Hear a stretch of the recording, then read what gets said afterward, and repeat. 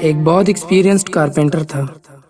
وہ قریب 30 سال سے ایک کمپنی میں کام کر رہا تھا اور اس کمپنی کے لیے اس نے ایک سے ایک بڑھیا گھر بنائے تھے۔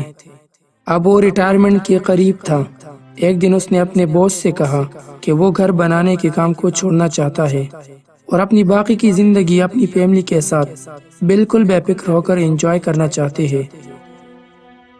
اس کے باس کو اچھا نہیں لگا کہ اس کا سب سے اچھا امپلائی جاب چھوڑ کر جانا چاہتا ہے۔ اس نے کارپینٹر سے کافی ریکویسٹ کی کہ تم بس ایک گھر اور بنا دو، اس کے بعد تم بس آرام سے ریٹائرڈ ہو جانا، لیکن بس یہ آخری پروجیکٹ اور کر دو۔ کارپینٹر ریٹائرمنٹ کا من بنا چکا تھا اور اس کا بالکل دل نہیں تھا کام کرنے کا، لیکن اس نے سوچا چلو ٹھیک ہے، میں یہاں 30 سالوں سے کام کر رہا ہوں، یہ آخری پروجیکٹ ہے، بنا دیتا ہوں، اس کے بعد پھر ریٹائرڈ ہونا ہی ہے۔ تو وہ راضی ہو گیا۔ اب جو کہ کارپینٹر کا یہ گھر بنانے کا دل بالکل نہیں تھا، تو اس نے بے دلی سے گھر بنانے کے کام کو شروع کیا۔ اب وہ زیادہ محنت نہیں کر رہا تھا، وہ یہ بھی دھیان نہیں دے رہا تھا کہ سیمنٹ کیسی کوالٹی کی آ رہی ہے۔ اس نے اپنا کام کم کرنے کے لیے اس پروجیکٹ میں سوئمنگ پول بھی نہیں رکھا۔ اس نے دروازوں کے لیے اچھی لکڑی کا استعمال بھی نہیں کیا، فرنیچر بھی لو کوالٹی کا بنایا۔ بالکل اکتائے ہوئے انسان کی طرح اس نے یہ پورا کام کیا۔ جب گھر بن کر تیار ہو گیا، کارپینٹر اپنے باس کے پاس گیا اور اس سے کہا گھر بن گیا ہے، آپ دیکھ لیجئے۔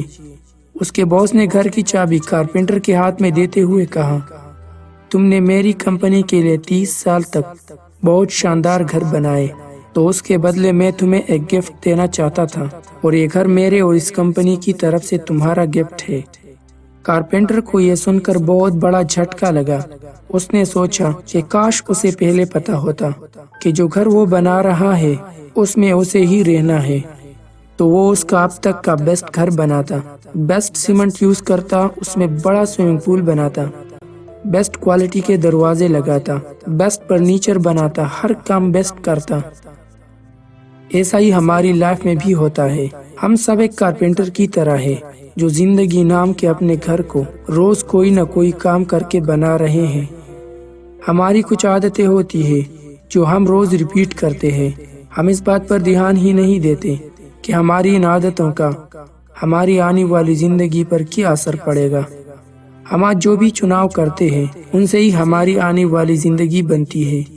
اس لیے ہمیں ہمارا یہ گھر بہت دھیان سے سوچ سمجھ کر بنانا چاہیے، تاکہ فیوچر میں ہم افسوس نہ کریں کہ میں نے یہ اپنا گھر اتنی لو کوالٹی کا کیسے بنا ڈالا، کاش مجھے پہلے پتا ہوتا۔